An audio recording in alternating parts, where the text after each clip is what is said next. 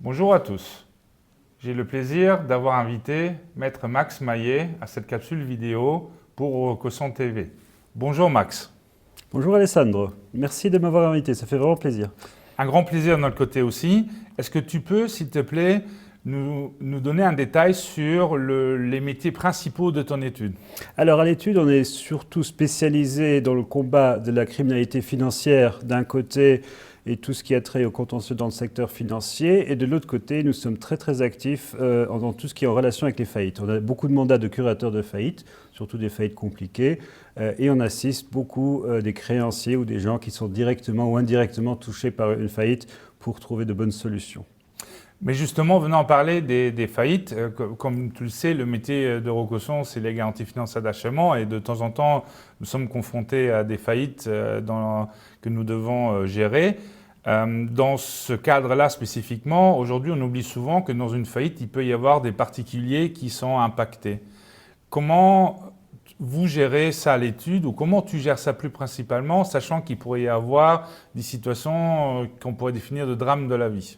C'est toujours très compliqué parce qu'effectivement, d'abord, les particuliers, ils sont complètement perdus. Quand ils entendent le mot faillite, bien évidemment, peu importe leur application, qu'ils soient salariés dans la société qui tombe en faillite, qu'ils soient touchés par le fait que l'entreprise de construction qui construisait leur maison tombe en faillite, pour eux, effectivement, c'est toujours un moment de stress. Il faut les accompagner, il faut un peu plus leur consacrer de temps qu'on en consacrerait à quelqu'un de professionnel dans le domaine. Ce qu'on va souvent faire, je prends l'exemple de la construction, ça reste un des meilleurs exemples et je pense que c'est aussi l'exemple où les particuliers sont le plus touchés. Imaginons, je suis en train de me faire construire une maison, ils ont arraché, ou de rénover une maison plutôt, ils ont arraché tous les sols et paf, l'entrepreneur tombe en faillite. Et je suis là face à un curateur qui va me dire bah, ok, bon débarras, il faudra maintenant continuer avec quelqu'un d'autre. C'est une situation très désagréable. Qu'est-ce que je peux faire en tant que particulier? Eh bien, il ne me restera pas d'autre choix sans doute que d'aller chercher une autre entreprise qui va m'aider à terminer le chantier. Ce que le curateur va faire, il a l'option de pouvoir ce qu'on appelle continuer les affaires commerciales de la société. Dans ce cas, il va donc aussi pouvoir continuer les chantiers, mais c'est une option qui est presque jamais faite parce qu'il y a beaucoup de responsabilités pour le curateur et souvent il n'y a pas assez d'argent en caisse quand la société tombe en faillite pour continuer les travaux. Donc je peux déjà dire que dans 99% des cas, ça ne va jamais être le cas. Donc le curateur, ce qu'il va sans doute faire, il va juste dire bah, écoutez, on va faire un état de l'existant jusqu'à où on a travaillé, on va nommer un expert. Ensemble, on va dire, voilà, on arrête ici, c'est ce qu'on a construit jusqu'au jour de la faillite, et puis s'il y a encore quelque chose à facturer, ce sera alors à ce moment-là facturé.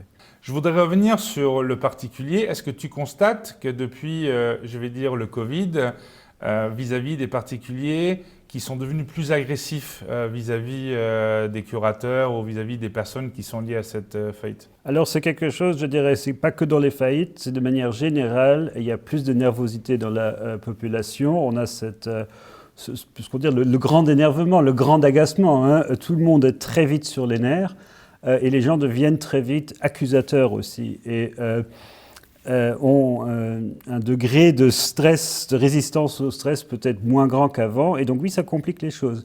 Et ce que nous, on essaye en général, et c'est dans tous les dossiers que je fais, c'est à chaque fois, c'est de désenvenimer la chose. Donc essayer de ramener le dialogue à un niveau normal, enlever le plus possible de l'émotionnel pour se baser sur les faits et pour trouver des solutions et discuter. Parce que plus on s'énerve, plus on va commencer à monter les tensions et plus on devient dans des situations conflictuelles. Et on le voit par exemple dans la politique. En fait, personne ne veut perdre la face et donc c'est l'énervement collectif. Et c'est exactement la même chose dans les relations entre curateurs et particuliers. Plus il y a de l'énervement, plus il y a des difficultés de communication et plus il y aura des difficultés à résoudre le dossier. Merci Max de nous avoir donné autant d'informations sur les relations curateurs et particuliers. Revenons sur un sujet un peu différent qui est les faillites des entreprises liées à la construction. La chance que nous avons eue jusqu'à présent, grâce aux aides de l'État, on a évité la catastrophe que certains analystes mondiaux disaient qu'il allait venir. Comment tu vois, toi, le futur par rapport aux faillites des entreprises ? Personnellement, je ne suis pas convaincu qu'on ait évité la catastrophe, je pense qu'on l'ait reculée.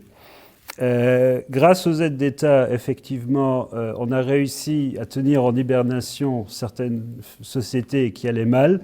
On a réussi à les tenir encore un peu en vie. Mais personnellement, je suis convaincu qu'on a juste reculé le problème et qu'il va exploser dans un futur un peu plus proche ou moyen terme, on verra. Une chose qu'on remarque, c'est que les tribunaux ont très fortement élevé le seuil à partir duquel ils déclarent en état de faillite. Ça, c'est une tendance qu'on voit quand on fait des aveux de faillite. Par exemple, pour des clients, ils sont plus souvent rejetés qu'à l'époque. Les tribunaux sont beaucoup plus sévères dans l'appréciation des critères de la faillite. Ce qui fait que naturellement aussi, le nombre de faillites est baissé par rapport à ce qu'on avait avant avec ce resserrement des critères. Mais ce qui a un deuxième effet, et ça c'est un effet malheureusement un peu plus pervers, c'est que du coup, la faillite n'est pas prononcée à un moment où le curateur pourrait encore réaliser beaucoup d'actifs, mais la faillite est repoussée plus tard. Et donc, quand la faillite est repoussée, prononcée, il n'y a vraiment plus rien à faire presque. Il n'y a plus d'actifs, il n'y a plus de cash, il n'y a plus rien à vendre parce qu'il n'y a même pas la possibilité d'essayer de revendre un fonds de commerce parce qu'on a attendu trop longtemps. Donc, je pense que maintenant, ce serait un bon moment pour profondément réformer enfin cette procédure de faillite et les règles relatives à la faillite. C'est une réforme qui est dans les bacs depuis des années et qui ne vient toujours pas, mais il faudrait le faire maintenant et fortement aussi revoir tous les mécanismes de restructuration pour pouvoir faire quelque chose de bien dans le futur proche. Parlons justement des mécanismes de restructuration qui sont très faibles à Luxembourg par rapport à d'autres pays. Mais je vais t'expliquer une situation très récurrente. Un promoteur qui a signé un contrat d'entreprise générale avec un sous-traitant, une entreprise générale par exemple, qui est aujourd'hui confronté au fait que l'entreprise générale lui dit « Écoute, mes prix des matériaux ont fortement augmenté, je ne sais plus maintenir mes prix. » Qu'est-ce que tu recommanderais aux promoteurs, développeurs de faire dans cette situation ? Donc voilà, alors dans cette situation, le promoteur a bien évidemment deux options. La première, c'est de passer en force, en coup de bulldozer, je dirais, et la deuxième, de trouver une solution. S'il fait la première, il va dire au co-contractant, écoute, voilà, il faudra que tu construises, peu importe, je m'en moque, on a un contrat. Et effectivement, avant la pandémie, on ne mettait pas des clauses de material adverse change qui font qu'on va renégocier le contrat si tout change fondamentalement. Ce type de clause dans la construction ne se faisait pas. Maintenant, depuis quelques mois, elles sont complètement usuelles. Mais je dirais il y a 1 ou 2 ans, on n'en mettait pas encore. Et s'il n'y a pas de telle clause, eh bien, le promoteur pourrait forcer l'entrepreneur à construire au prix qui était prévu, au contrat, et l'entrepreneur risque alors de ne pas pouvoir construire. Il n'aura pas les matériaux, il risque de tomber en faillite en plein milieu de chantier, ce qui, pour le promoteur, est en général une catastrophe, parce qu'une faillite, ça va d'abord bloquer le chantier pour un moment. Pendant ce moment, il ne va rien construire, il faudra faire des expertises pour trouver l'état d'avancement, il faudra trouver une nouvelle entreprise qui accepte aussi de continuer le chantier de quelqu'un d'autre, ce qui n'est pas donné à tout le monde. Et ensuite, il faudra sans doute quand même, il y aura du double paiement parce que certaines choses devront être faites, il y aura des problèmes sur la garantie, etc. Et peut-être que donc plutôt que d'essayer de passer dans la douleur, ça c'est le moment de se mettre à table et de trouver des solutions. Et de ne pas trop se figer uniquement sur le prix, mais véritablement de négocier de bonne foi et de voir les intérêts des uns et des autres, pas seulement les positions, mais les intérêts, et voir comment on pourrait peut-être résoudre ce point-ci différemment en le reverrant sur d'autres points, et donc travailler ensemble, négocier. Je suis un fervent défenseur de tout ce qui est solution négociée, de la médiation, parce que ça permet de trouver des solutions, mais c'est loin d'être simple. Effectivement, la médiation est une solution, mais souvent on ne voit pas dans les contrats la possibilité, ou on va dire l'option 1, d'abord médiation et après les tribunaux. As-tu une explication par rapport à ça ? Les gens ne comprennent pas la médiation souvent.